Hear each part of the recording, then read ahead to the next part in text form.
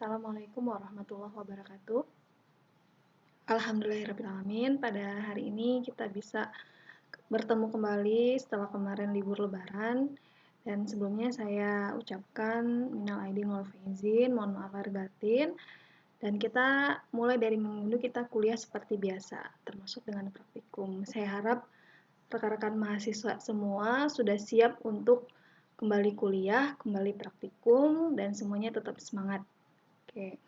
Baiklah, pada hari ini kita akan melanjutkan materi fitokimia. Sebelumnya kan sudah masuk Bu Rizky, ya. Jadi setelah UTS itu bagian kuliah saya. Nah, untuk pertemuan pertama kuliah saya ini kita awali dengan penapisan fitokimia. Nah, untuk penapisan fitokimia sendiri itu kalian sudah lakukan di praktikum. Dan sekarang kita bahas tentang teorinya, tentang teori screening atau penapisan fitokimia ini. Kita ingat kembali ya untuk fitokimia. Fitokimia itu merupakan cabang ilmu yang mempelajari tentang kandungan senyawa kimia pada tanaman. Ini berdasarkan dari nama aja ya, fito itu tumbuhan, kimia itu berhubungan dengan kandungan senyawa-senyawa yang ada dalam tumbuhan, fitokimia ini. Nah, untuk kajian fitokimia, mata kuliah fitokimia ini ada tiga dasar atau tiga pokok bahasan yang bisa dibahas dalam fitokimia ini. Pertama, fitokimia itu membahas tentang uraian bagaimana mengisolasi senyawa-senyawa yang ada dalam tumbuhan ya, beserta dengan konstitusinya. Konstitusi itu maksudnya kandungan ya, kandungan-kandungan senyawa kimia dalam tanaman. Kemudian kita bisa juga melakukan perbandingan struktur senyawa kimia dalam tanaman. Nah, untuk perbandingan struktur ini terkait dengan golongan-golongan senyawa kimia. Kemudian fitokimia bisa juga mengkaji tentang perbandingan komposisi senyawa kimia dari bermacam-macam jenis tanaman. Jadi komposisi senyawa kimia untuk berbagai tanaman itu ternyata memiliki kandungan yang berbeda-beda dalam segi jumlahnya ya. Jadi misalnya dalam suatu senyawa, suatu tanaman tersebut jumlah flavonoidnya lebih tinggi dibanding tanaman yang lain. Nah, fitokimia itu bisa mengkaji tentang perbandingan komposisinya. Jadi kajian fitokimia itu terdiri dari tiga ini ya, tentang isolasi, konstitusi, kemudian perbandingan struktur dan perbandingan komposisi senyawa kimia. Nah, dalam tubuh tumbuhan itu biasanya senyawa kimia terdiri dari 4 golongan secara garis besar ya. Dikelompokkan menjadi 4 garis besar komposisi senyawa kimia. Pertama terdiri dari air, ya, jadi tumbuhan itu 10 sampai 90%-nya itu merupakan air. Nah, kemudian ada yang disebut dengan zat molekul besar, kemudian ada zat molekul kecil, dan mineral. Nah, untuk zat molekul besar ini biasanya berupa karbohidrat, protein, dan lain-lainnya. Kemudian untuk zat molekul kecil ini, nah biasanya terdapat dalam semua tanaman. Ada zat-zat yang terdapat dalam semua tanaman, ada juga zat-zat yang jumlahnya terbatas dalam suatu kelompok tanaman tertentu. Jadi bisa saja di satu tanaman ini ada, tapi di tanaman yang lain dia tidak ada. Nah, kalau zat molekul besar ini hampir relatif semuanya sama ya, antara satu tanaman dengan tanaman yang lain. Nah, zat molekul kecil ini yang berbeda ini yang disebut dengan metabolit sekunder. Kemudian ada yang disebut dengan mineral. Oke, jadi komposisi senyawa kimia dalam tumbuhan itu ya ada 4 ini aja. Ada air, zat molekul besar, zat molekul kecil, dan mineral. Nah, misalnya nanti di farmakognose kita melakukan uji kadar abu total. Nah, itu yang kita uji itu adalah jumlah mineral yang terdapat dalam tubuh tumbuhan tersebut, dalam tumbuhan tersebut. Oke. Kemudian untuk zat molekul kecil ini biasanya itu yang kita ekstraksi, kita bisa sari ya. Ekstraksi itu kan kalian sudah belajar, artinya kita melakukan penyarian dengan penarikan ya, penarikan suatu senyawa zat molekul kecil menggunakan pelarut yang cocok. Tuh. Nah, jadi hasil dari penyarian itu bisa jadi zat molekul kecil yang biasanya memang semua ada dalam tanaman, bisa juga ada senyawa yang khas ya, hanya ada dalam kelompok tanaman tertentu yang disebut dengan metabolit sekunder.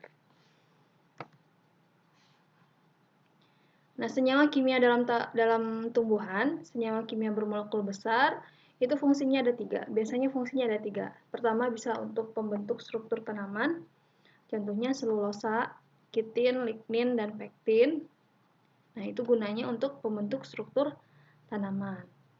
Bisa juga sebagai cadangan makanan, seperti amilum, protein, lipoprotein.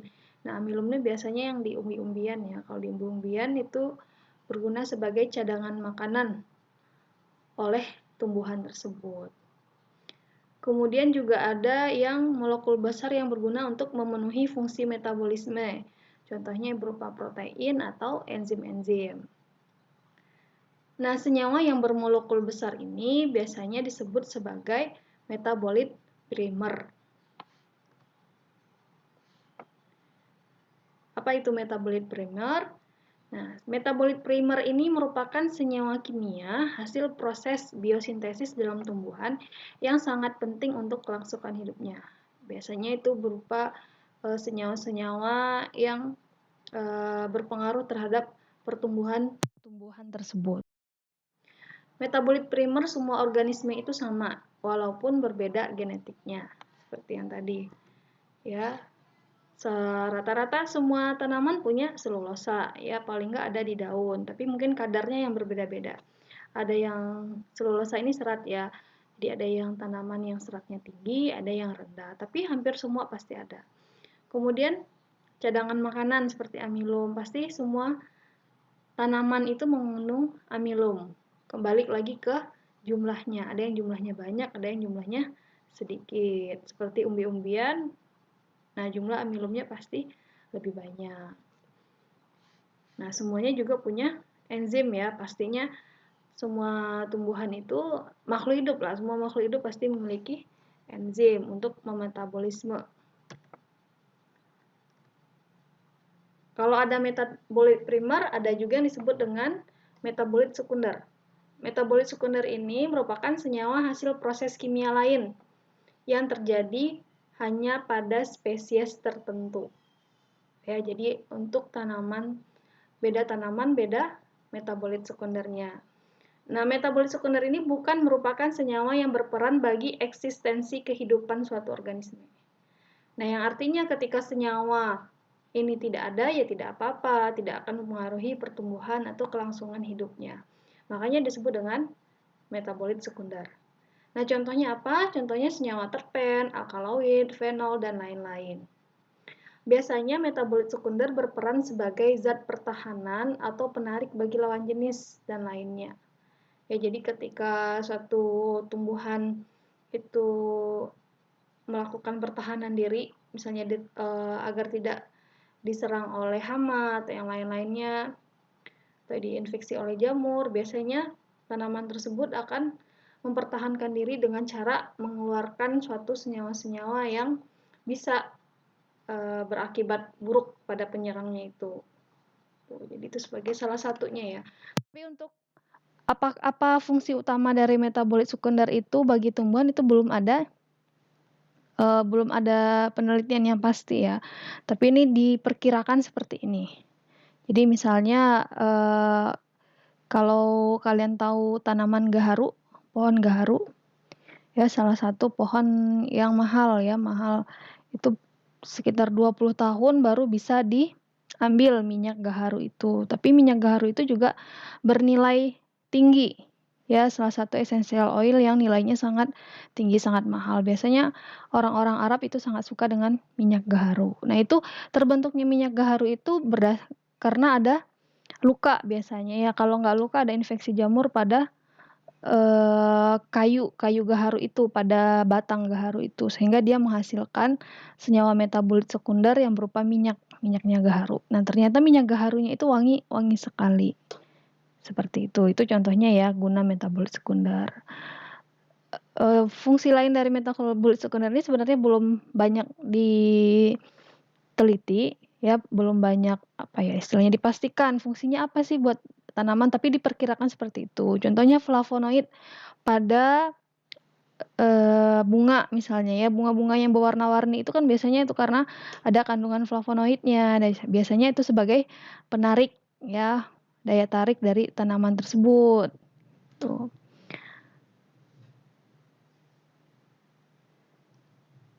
Nah, misalnya di sini ya. Ini bagaimana respon makhluk hidup ketika menghadapi gangguan. Ya, yang disebut dengan makhluk hidup itu bisa manusia, hewan, dan tumbuhan. Misalnya kalau ada gangguan serangan dari hewan dan serangga. Nah, kalau manusia dan hewan maka mereka akan, kalau hewan ya biasanya nyerang balik sebagai pertahanan dirinya. Kalau manusia lari, ya lari kalau ada bahaya ya kita lari ya, melarikan diri. Atau bisa juga kalau hewan itu dia akan mengeluarkan bau yang tidak sedap. Ya, contohnya apa, serangga juga ya biasanya.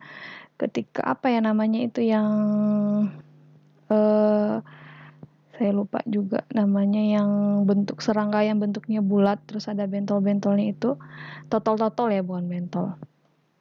Nah, itu kan biasanya akan ketika dia kita sentuh dia itu kan baunya sangat tidak enak ya. Ternyata itu merupakan suatu bentuk pertahanan diri dia agar tidak diganggu.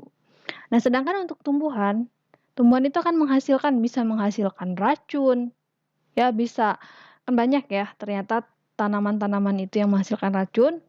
Kemudian bisa juga dia menghasilkan suatu senyawa yang sangat pahit sehingga hewan-hewan itu tidak mau mengganggunya, menggigit ya, atau merusak tanaman itu.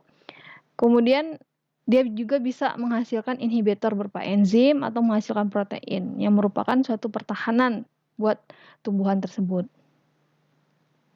Nah, misalnya jika ada infeksi oleh mikroorganisme.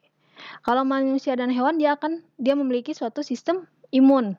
Ya, baik itu sistem imun alami atau bawaan yang akan melindungi dia dari serangan mikroorganisme. Atau kalau manusia sudah mengenal dengan antibiotik, senyawa-senyawa antibiotik yang dapat menghambat pertumbuhan dari mikroorganisme itu. Nah, sedangkan kalau tumbuhan akan menghasilkan senyawa antimikroba sendiri. Ya, jadi Masya Allah ya, tumbuhan ini ternyata sudah didesain oleh Allah. Ketika dia diserang oleh mikroba, dia bisa menghasilkan sendiri senyawa antimikroba. Dan senyawa yang dihasilkan oleh tumbuhan ini kita bisa manfaatkan untuk kebaikan manusia. Ya, ternyata antimikrobanya itu bisa diisolasi oleh manusia, ya, senyawa antimikroba dari tumbuhan itu, dan digunakan sebagai antimikroba, obat-obat senyawa golongan antimikroba. Nah, jika misalnya gangguannya berupa terik cahaya matahari yang sangat perih lah kalau terik matahari itu ya, kalau ketika musim kemarau gitu kan panas banget ya. Kalau manusia dia bisa berteduh, menggunakan sunscreen, bisa mengenakan pakaian. Nah, kalau tumbuhan apa? Gak bisa ya tumbuhan pindah dari tempatnya berteduh, dan tidak ada juga manusia yang mayungin tumbuhan, nggak ada ya. Nah, tapi ternyata tumbuhan itu dia dia bisa menghasilkan senyawa-senyawa anti sinar UV. Dan senyawa yang dihasilkan oleh tumbuhan ini nanti bisa juga digunakan oleh manusia. Jadi semua yang sudah diciptakan oleh Tuhan itu ternyata bisa jadi kemaslahatan untuk manusia itu sendiri. Nah, untuk penggolongan senyawa-senyawa metabolit sekunder, ada yang menggolongkan mendasarkan strukturnya, ya. Jadi ada suatu struktur rangka lah istilahnya ya. Ketika rangkanya sama, maka dia digolongkan ke dalam senyawa tersebut. Ketika ada rangkanya berbeda, berarti dia tidak masuk dalam golongan tersebut. Kemudian juga ada yang berdasarkan jalur biosintesisnya. Ya, jadi ada jalur asam asetat, jalur asam sikimat, jalur asam mevalonat. Nah, untuk senyawa-senyawa ini ya, macam-macam golongan metabolit sekunder. Mungkin untuk standar D3 kita cukup tahu aja, tidak sampai yang membahasnya dalam karena kajian kita hanya 1 SKS. Tapi saya harapkan kalian memang tahu ya ketika disebut terpenoid, oh tahu terpenoid itu ya steroid, misalnya steroid itu apa gitu ya. Kalau dalam tanaman ya ternyata steroid juga ada dalam tanaman. Yang selama ini diketahui steroid apa? Senyawa-senyawa steroid. Biasanya kalau di apotik itu golongan apa? Hidrokortison gitu ya. Yang steroid anti-inflamasi.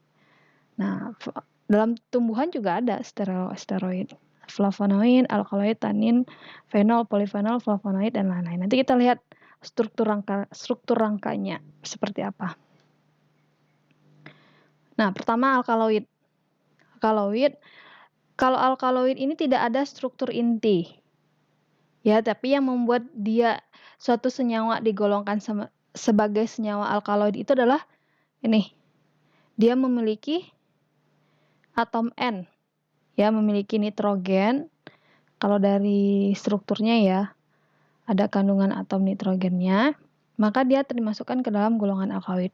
Nah, untuk atom N ini ternyata berpengaruh besar terhadap sifat fisikanya senyawa-senyawa yang mengandung alkaloid. Biasanya senyawa yang mengandung alkaloid ini rasanya pahit ya, sepat.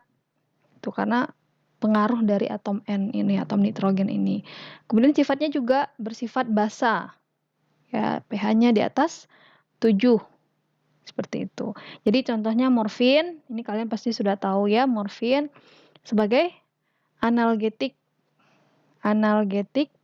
psikotropik ya, untuk pasca operasi biasanya dipergunakan di rumah sakit. Kemudian ada kinin ya, kina untuk obat apa? Anti malaria, tapi sekarang katanya sudah resisten ya, kina sudah resisten, tapi masih dipakai, dijadikan sebagai rematik kalau nggak salah sekarang kina ya, sebagai penekan sistem imun. Kemudian efedrin ini untuk untuk vasodilator ya, vasodilator adalah strychnine dan nikotin. Oke, jadi sama, walaupun nggak ada dia struktur intinya seperti apa ya, kerangka dasarnya apa, yang penting dia memiliki atom N. Nah, kemudian steroid. Nah, steroid ini memang ada struktur dasarnya, di sini udah ditulis ya, A, B, C, D. Nah, ini merupakan senyawa siklik ya, heterosiklik, senyawa siklik. Ada berapa cincin nih? Ada 4 cincin ya, cincin A, B, C, dan D. Dan dia merupakan karbon rantai panjang, semuanya karbon aja. Nah, karena dia pengaruh dari struktur dia banyak karbon, maka sifatnya itu dia nonpolar, tidak larut dalam air si steroid ini. Ya, larutnya dalam minyak. Karena pengaruh dari strukturnya ini. Nah, seperti yang sebelumnya sudah dipelajari di kimia organik ya, kalau semakin panjang rantai atom C, maka semakin tidak larut dalam air. Begitulah steroid ini.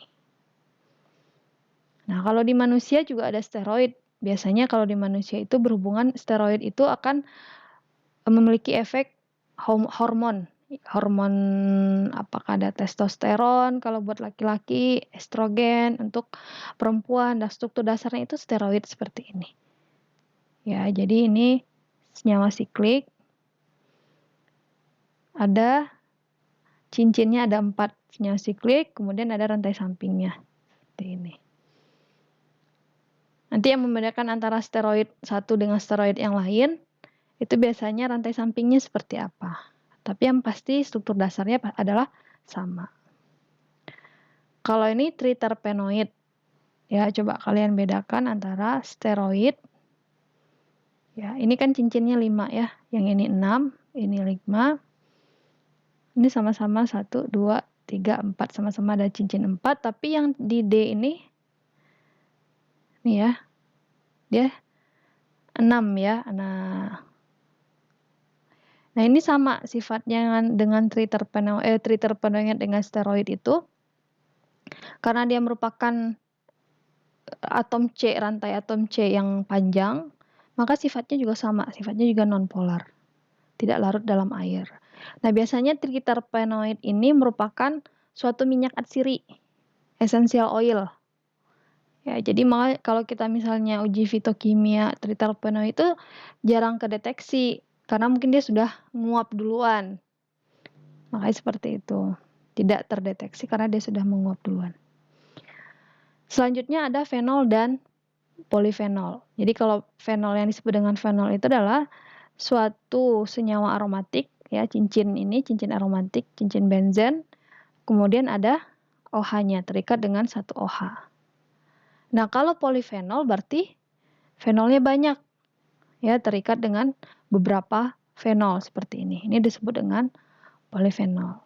Nah, biasanya untuk senyawa-senyawa antioksidan biasanya mengandung fenol dan polifenol ini. Ya, semakin banyak kandungan polifenolnya, maka dia akan sifat antioksidannya akan semakin tinggi. Kemudian ada yang disebut dengan tanin. Tanin ini ada dua, tanin terhidrolisis dan tanin terkondensasi. Nah, ini bedanya ini ya, yang penting dia hampir sama sebenarnya. Ya, sama dengan polifenol, struktur dasarnya ada cincin C aromatis, kemudian ada OH ya di sini. Nah, tapi ini apa nih? Karboksilat ya. Ada senyawa ada gugus karboksilatnya. Nah, sedangkan kalau untuk tanin terkondensasi, ikatan rangkapnya sudah tidak ada lagi. Makanya disebut dengan tanin terkondensasi. Nah, kemudian ada saponin. Saponin ini juga sebenarnya masih turunan fenol. Ya, jadi kemudian tapi banyak ininya ya. Eternya ya, banyak eternya. Biasanya yang menghasilkan busa di tanaman itu adalah saponin. Nah, ini untuk flavonoid. Nah, untuk senyawa flavonoid ini juga masih satu turunan dari senyawa fenol. Nah, tapi dia di sini dia memiliki rantai kerangka dasarnya itu berupa dua benzen ya. Jadi A sama B itu merupakan suatu benzen terhubung dengan kerangka atom C. Nah, yang membedakan antara satu flavonoid dengan flavonoid yang lainnya itu adalah letak OH ya. Di sini biasanya di samping-sampingnya ini ada terikat dengan OH. Nah, itu yang membedakan antara satu flavonoid dengan flavonoid lainnya. Jadi posisinya nanti akan dihitung posisinya di C berapa? Apakah C1, apakah C8, C6, C5. Nah, itu nanti akan menjadi senyawa yang berbeda dan sifatnya juga akan berbeda-beda sesuai dengan rantai samping OH-nya tadi. Ada berapa dan letaknya di mana. Ini yang disebut, kemudian ada kumarin, ini sebutnya cincin benzen. Ya, kemudian ada satu cincin siklik lagi. Nah, ini termasuk ke dalam ester ya. Ya, jadi ini kalau tuh bedanya fitokimia dengan kimia organik. Kalau kimia organik kan kita hanya melihat gugus fungsinya. Sedangkan kalau udah fitokimia kita golongannya itu bukan berdasarkan gugus fungsi lagi ya, tapi lebih ke kerangka dasar senyawa itu tersebut seperti apa. Kemudian ada yang disebut dengan quinon. Nah, quinon ini merupakan turunan dari fenol ya, dua fenol yang hidroksi ya, dua OH-nya ada. Kalau fenol kan OH-nya cuma satu, ini OH-nya dua. Kemudian dia teroksidasi ya, terbentuk dion, dua keton. OH-nya ini hanya lepas, terbentuk keton ya di sini. Nah ini disebut dengan quinon. Ini standar. Ini kerangka dasarnya seperti ini. Jadi ketika ada dua dion ini, ya ada struktur dua dion itu berarti dia merupakan suatu senyawa quinon. Ada antraquinon, naftaquinon. Nah, si quinon ini biasanya dia memiliki warna. ya, karena bentuk dasar senyawa strukturnya seperti ini, dia biasanya itu akan menghasilkan warna, ya. Jadi bisa digunakan sebagai pewarna biasanya senyawa golongan kinon ini. Nah, ini berdasarkan jalur biosintesa, ya. Jadi kalau jalur metabolisme senyawa metabolit primer ini seperti yang kalian pelajari di biokimia. Ya, kalau biokimia itu kan lebih ke metabolismenya, ya, metabolisme karbohidrat. Kalau kemarin kan kalian belajar biosintesa itu di biokimia itu untuk tubuh, ya, tubuh manusia. Nah, di dalam tumbuhan tersebut juga sama aja, ya, ada metabolisme juga. Nah, di tumbuhan itu ada metabolisme primer, ada metabolisme sekunder. Nah, ini cukup tahu aja, ya, cukup tahu seperti ini. Jadi kalau juga ada hubungannya dengan fotosintesis, ya. Fotosintesis nanti akan menghasilkan gula, ya, glukosa. Oke. Jadi nanti dia di jalur sampingnya ini merupakan jadi ini jalur utamanya metabolisme primer. Nah, pinggir-pinggirannya itu merupakan jalur metabolisme sekundernya yang akan menghasilkan metabolit sekunder. Nah, misalnya contohnya ini, ya. Asam amino. Asam amino itu nanti akan menghasilkan senyawa alkaloid. Nah, kemudian di sini senyawa asetil koenzim A akan menghasilkan asetegonin, terpen, dan steroid. Nah, ini kemudian hasil biosintesis, ya, building block itu istilahnya apa, ya, penyusun, ya, penyusun utamanya itu. Nah, dari sintesa di jalur ini akan menghasilkan fenilpropanoid, flavonoid, guanan, kumarin, tanin, lignan. Nah, ini senyawa-senyawa polar tadi, ya. Nah, ini kalau digambarkan lagi, pertama kali metabolisme di tumbuhan itu pasti adalah suatu proses fotosintesis. Jadi ini cukup tahu, kalian cukup tahu aja. Jadi ada yang disebut dengan jalur asam mevalonat, ya, akan menghasilkan terpen, steroid, karotenoid. Karotenoid ini karoten, ya, beta karoten biasanya yang warna kuning di wortel, di apa lagi, ya. Ya, seperti itu, ya, di labu. Tuh. Kemudian ada nih, ya, jalur asam sikimat. Nah, jalur asam sikimat itu bisa menghasilkan fenilalanin, fenilpropan, ya. Oke. Sedangkan nanti asam amino itu akan menghasilkan alkaloid. Jadi atom N dari alkaloid itu berasal dari asam amino. Seperti itu, ya. Nah, kita masuk ke penapisan fitokimia. Nah, sebelumnya untuk bagaimana suatu perjalanan ilmuwan atau peneliti itu bisa mengidentifikasi struktur kimia, perjalanannya panjang, ya. Jadi pertama dari bahan alam dulu. Bahan alamnya apa nih yang mau diteliti? Ya, misalnya kita kasih satu sampel aja, ya. Satu sampel binahong misalnya, apalagi yang contoh-contoh di praktikum kalian. Nah, kalian sudah menyiapkan sampel, ya, penyiapan simplisia. Jadi kalian dari bahan alam segar, kalian ubah dulu menjadi suatu simplisia yang dikeringkan. Jadi tujuannya agar kadar airnya berkurang.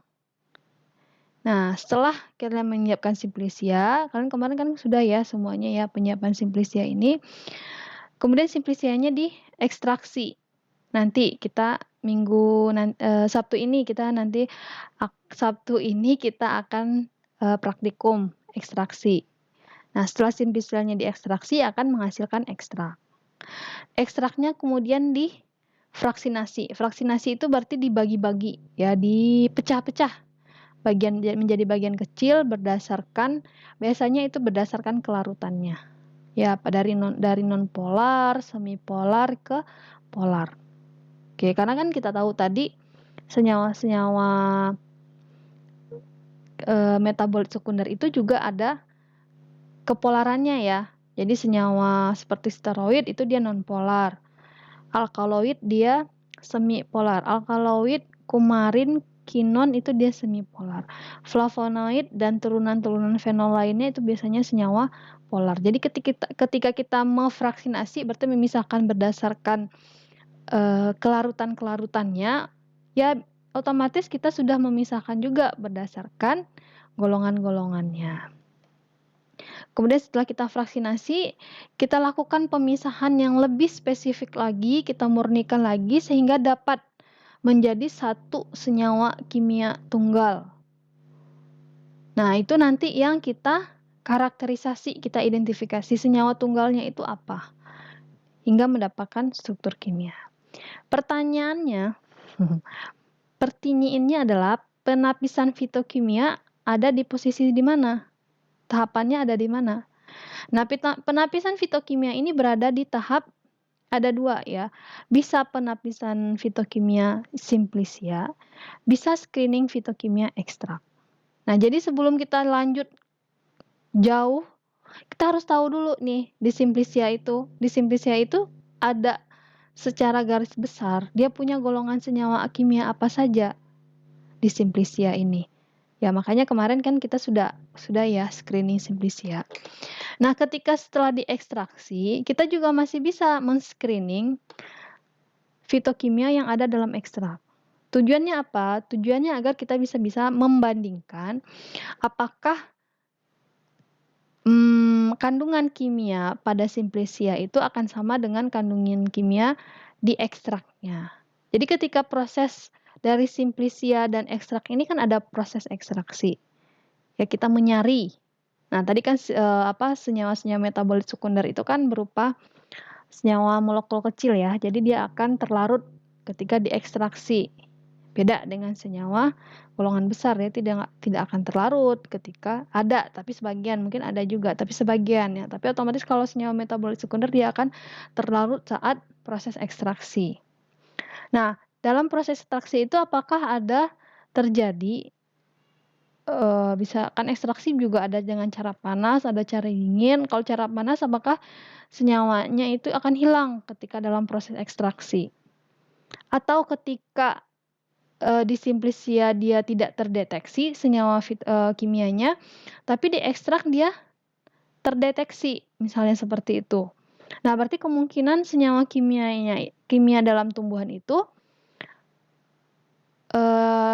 kecil, jumlahnya sedikit.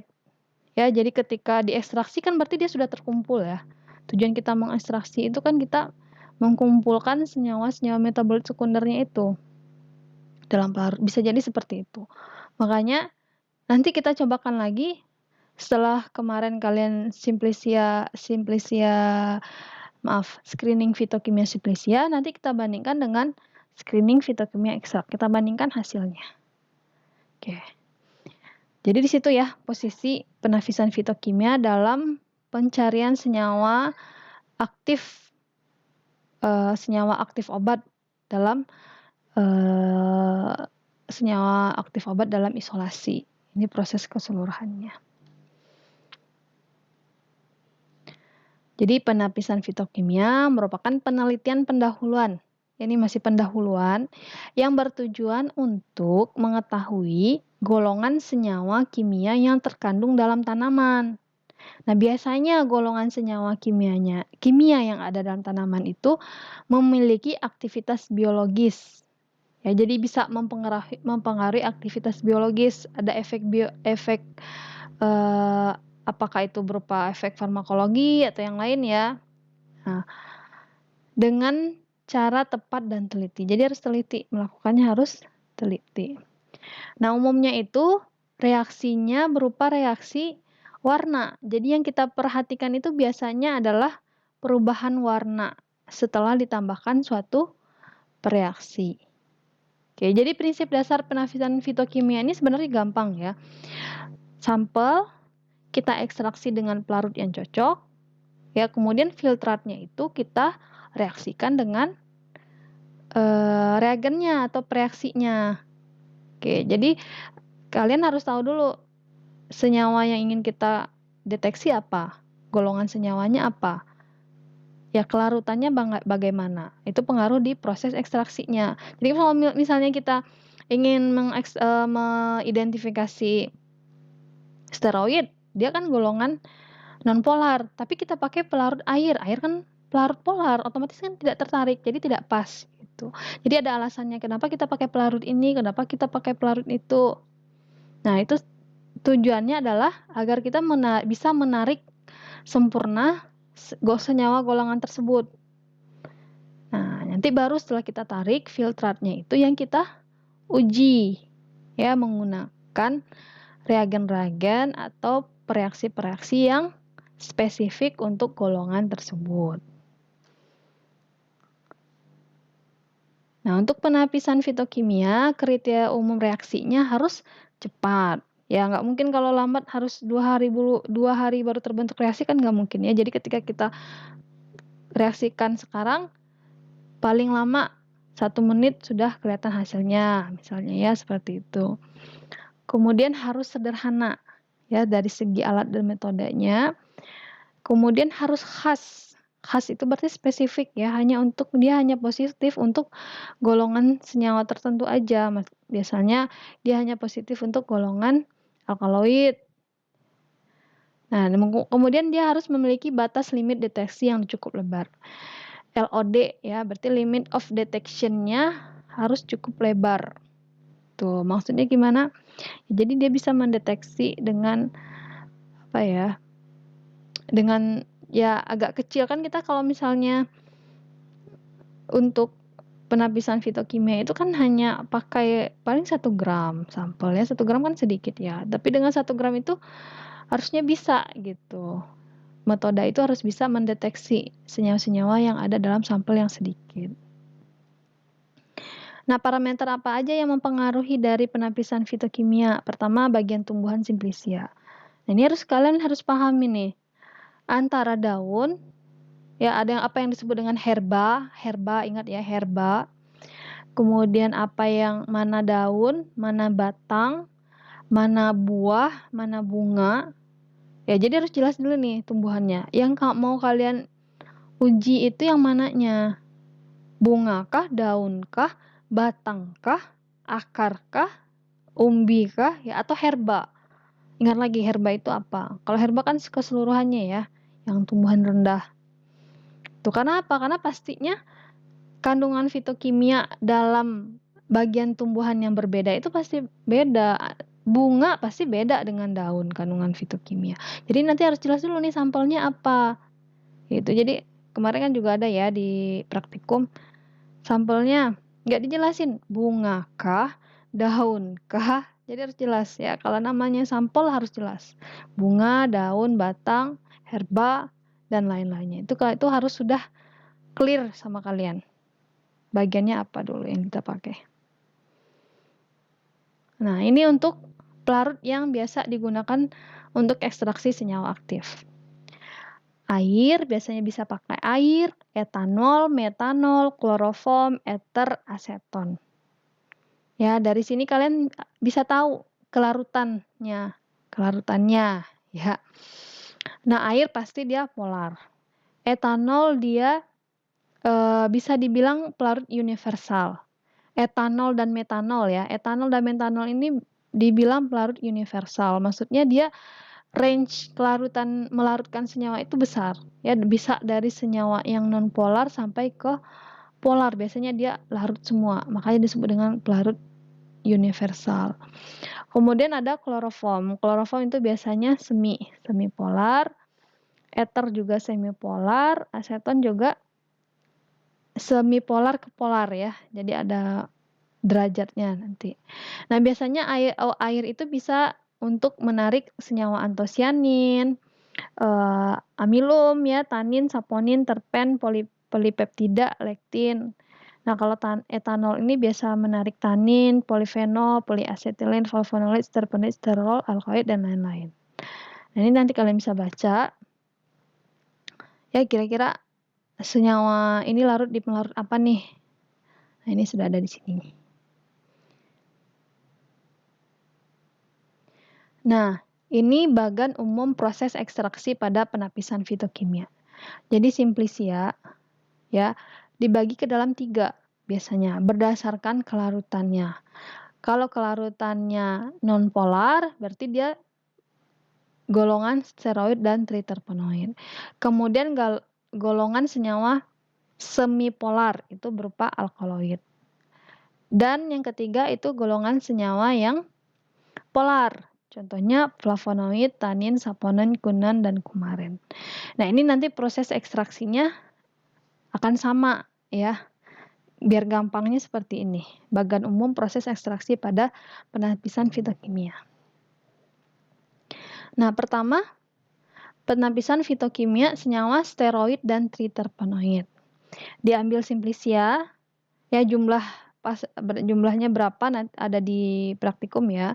Jadi kita prinsipnya aja. Jadi simplisia diambil simplisianya mungkin 1 gram atau 2 gram. Kemudian diekstraksi dengan pelarut nonpolar. Nah, pelarut yang nonpolar yang dipakai bisa heksan biasanya ya. Bisa pakai heksan atau bisa pakai ether.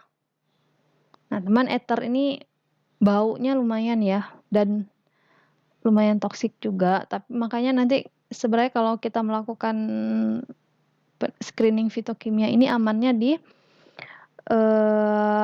lemari asam ya, apalagi untuk senyawa-senyawa yang asam kuat, basa kuat, atau senyawa yang tajam, baunya tajam gitu, biar aman. Nah, setelah diekstraksi dengan pelarut nonpolar, diambil fitratnya, disaring, diuapkan atau dievaporasi. Biarkan dia menguap. Ya, biarkan penguapnya menguap. Nah, nanti kan ada residunya. Ya, yang sisa-sisa di cawan itu atau di cawan ya, kita pakai cawan biasanya. Nah, residunya itu pastikan dulu ya, pastikan semua pelarutnya sudah menguap sempurna. Baru diteteskan dengan reaksi LB atau Lieberman-Burchard. Nah, jika hasilnya hasil itu akan positif jika berubah warna menjadi hijau biru.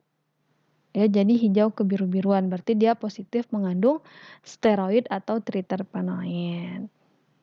Nah, ini kalau kalian mau tahu prosesnya bagaimana. Ini steroid ya. Nih diuapkan. Nah, reaksi Lieberman-Burchard itu kan asetat anhidrat dengan H2SO4 ya. Ininya kandungannya. Nah, inilah yang terjadi. Yang terjadi makanya putus ya. Putus di sini. Makanya itu yang terbentuk warna hijau kebiruan itu. Selanjutnya penapisan fitokimia senyawa alkaloid. Nah, ada beberapa cara. Untuk alkaloid ini ada beberapa cara yang bisa kita lakukan untuk penapisan fitokimianya. Cara pertama, simplisianya diekstraksi dengan asam klorida 2N ditambah air suling perbandingan 1:9 dipanaskan. Ya. Jadi ingat kenapa untuk senyawa-senyawa alkaloid ini memakai asam untuk menariknya karena sifat dari alkaloid itu kan sifatnya basa. Ya, karena ada atom N. Nah, makanya dibutuhkan HCl untuk bisa menarik senyawanya itu. Dan setelah dilakukan ekstraksi, diambil filtratnya, ya, nanti akan terpisah antara akan terpisah yang ada fase air, ada yang fase asam. Nah, fase asamnya ini yang kita reaksikan dengan reagennya. Reagennya ada 3. Bisa pakai Mayer, bisa pakai Burchard, bisa pakai Dragendorf. Kalau Mayer ketika ditambahkan dengan reaksi Mayer, reaksi positif itu jika terbentuk endapan putih. Kalau Burchard, endapan coklat hitam. Dagendorf, endapan merah bata. Nah, ini contoh reaksi. Perkiraan reaksi Dagendorf seperti ini. Ya, yang akan menghasilkan endapan merah bata. Kemudian cara yang kedua untuk screening fitokimia alkaloid. Nah, simplicianya itu dirajang, kemudian digerus. Sampel dengan kloroforum ditambah kloroforum amonia. Digurus lagi. Gitu. Jadi tetes yang pertama ditambah dengan kloroforum, kemudian kloroforum amonia digerus, disaring, ya, ditambah dengan asam sulfat 2N. Nah, ini nanti akan terbentuk juga dua fasa. Ya, ada fase kloroform, ada fase asam. Fase asam ini yang direaksikan dengan reaksi Mayer. Nah, positif jika terbentuk kabut putih.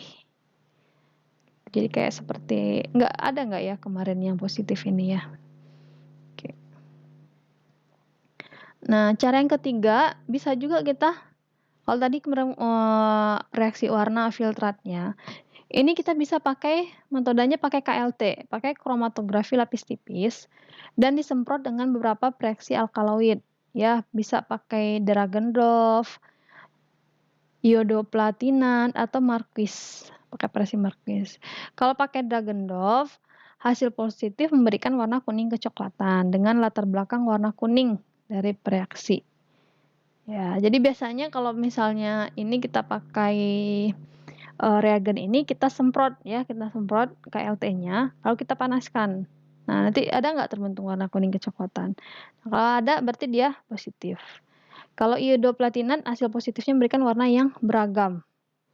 Ya, kurang ini berarti ya, kurang spesifik ya. Kalau pakai Marquis, hasil positif memberikan warna kuning hingga ungu. Selanjutnya penapisan fitokimia flavonoid. Nah, karena flavonoid ini flavonoid, fenol, polifenol, tanin, apalagi saponin itu ekstraksinya sama ya. Ekstraksinya itu dengan air panas. Ya, paling kurang 15 menit di reflux istilahnya ya, di reflux selama 15 menit.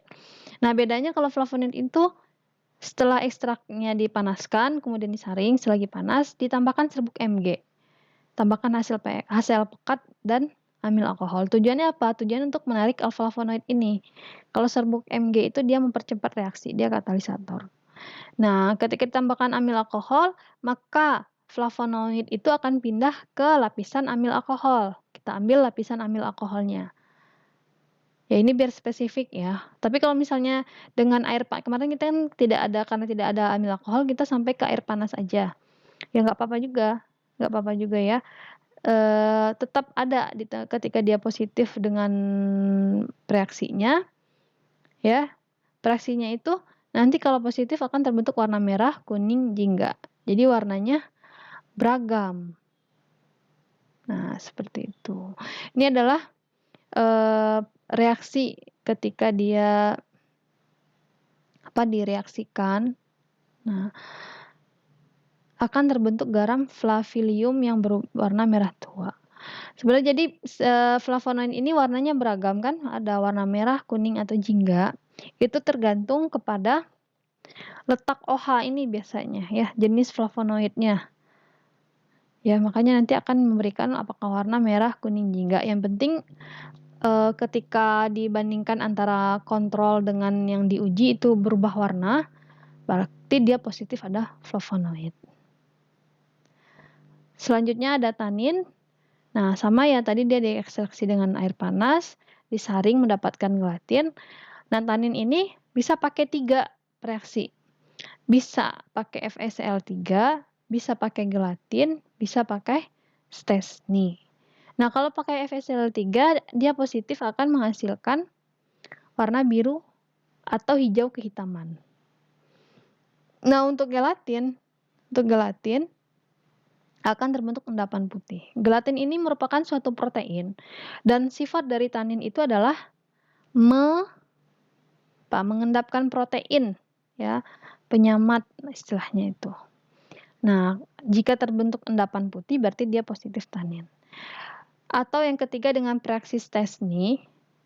Nah, kalau diteteskan itu dengan Praxis Stesny, jika terdapat endapan merah, ya, maka berarti dia positif tanin. Nah, kita bisa cek tanin itu ada 2 ya, ada tanin katekat atau tanin galat, ya. Jadi misalnya supernatannya itu kita tambahkan lagi. Tadi kan udah ada endapan merah. Nah, supernatan berarti yang ini diambil lagi supernatannya. Ketika ditambahkan FeCl3 dan N-asetat, jika terbentuk warna biru berarti dia adalah suatu tanin katekat. Kalau tidak terbentuk warna biru berarti hanya yang endapan merah di awal, berarti dia merupakan tanin galat. Nah, ini contohnya. Ini masih yang tadi ya. Beda di reaksinya. Prediksi reaksi fenol dan FeCl3. Oke, terbentuk kompleks. Ya, ada terbentuk kompleks yang memberikan warna biru atau hijau kehitaman. Ini contoh prediksi reaksi tanin dan formaldehid ketika ditambahkan formaldehid. Kemudian ada saponin. Nah, saponin ini juga ekstraksinya pakai air panas. Nah, sifat khas dari saponin ini adalah dia bisa menghemolisis sel darah merah. Kemudian terbentuk buih dalam air. Kemudian ada yang disebut dengan indeks ikan. Dan dia bereaksi dengan LB, Lieberman-Burchard. Nah, ini ya, jadi simplicianya ketika kita ekstraksi, udah filtratnya udah dapat, kita kocok dalam air, kita kocok ya, dikocok. Nah, ketika menghasilkan buih yang tetap, nah itu nanti buihnya tinggi ya, kemudian tetap dalam beberapa menit tidak terjadi penurunan buih, terus kemudian ditetesin dengan HCl juga dia buihnya tetap ada, berarti dia positif saponin. Nah, ini yang uji hemolisis sel darah merah. Nah, ini misalnya keadaan sel darah merah kita ketika dalam keadaan isotonis, hipertonis, dan hipotonis. Nah, isotonis berarti sama ya, tonisitasnya sama dengan sel darah sama dengan cairan ini. Kalau hipertonis berarti tonisitasnya lebih tinggi. Ya, kalau hipotonis berarti dia lebih rendah. Jadi kalau hipertonis akan terjadi sel darah merah kita akan rusak, mengkerut. Ya, nanti kalau hipotonis dia akan mengelembung. Nah, ini yang bahaya sebenarnya, lebih bahaya hipotonis atau hipertonis? Lebih bahaya, sama-sama bahaya, tapi yang lebih bahaya itu yang hipotonis. Ya, jadi akan bisa pecah nanti sel darah merahnya itu. Nah, kemudian ada dengan indeks ikan. Nanti kalian cari tahu ya penelitian tentang saponin ini, ada disebut dengan angka indeks ikan. Nah, yang terakhir itu ada penapisan fitokimia kumarin dan kinon. Nah, ini catatan dulu ya, catatan bahwa reaksi ini tidak spesifik. Jarang juga dilakukan karena dia yang tidak spesifik itu. Tapi masih ada yang melakukan, jadi kita cukup tahu juga. Jadi simplicia diekstraksi. Ekstraksinya juga pakai air. Kemudian filtratnya reaksinya NaOH. Nah, kemudian kalau hasilnya terbentuk warna kuning jingga, nah biasa katanya itu positif kumarin. Tapi kunin juga seperti itu katanya ya. Nah, makanya tidak spesifik, tapi cukup tahu aja seperti ini. Oke, demikian kuliah kita hari ini. Mungkin nanti bisa didiskusikan ya bagian mana yang kurang paham. Kalau misalnya kalian ada kendala dengan kuliah video seperti ini, apakah mau nanti jadinya Zoom? Saya tidak keberatan ya. Kalau misalnya Bu, Zoom aja lah Bu, misalnya sore gitu. Tapi saya siap aja kalau misalnya kalian mau lebih paham mana, apakah video atau lebih paham kalau kalian Zoom. Karena ini nanti, karena saya lihat dari ujian yang kemarin ya, kimia farmasi itu, yang lulus mungkin hanya berapa persen itu? Sepertiga ya, sepertiga. Nah, jadi ini tujuannya untuk kebaikan kalian, apakah mau tetap seperti ini, YouTube cukup video aja, atau mau Zoom juga saya siap. Nanti dikasih tahu aja ke si pennya Mutiara. Oke. Oke, untuk tugas hari ini tidak ada. Cukup sekian. Oke. Boleh ya kalau ada pertanyaan boleh sampaikan ke si pen. Saya sangat senang kalau ada pertanyaan dari kalian. Oke, terima kasih atas perhatiannya. Mohon maaf jika ada kesalahan. Wabillahi taufik wa hidayah. Wassalamualaikum warahmatullahi wabarakatuh.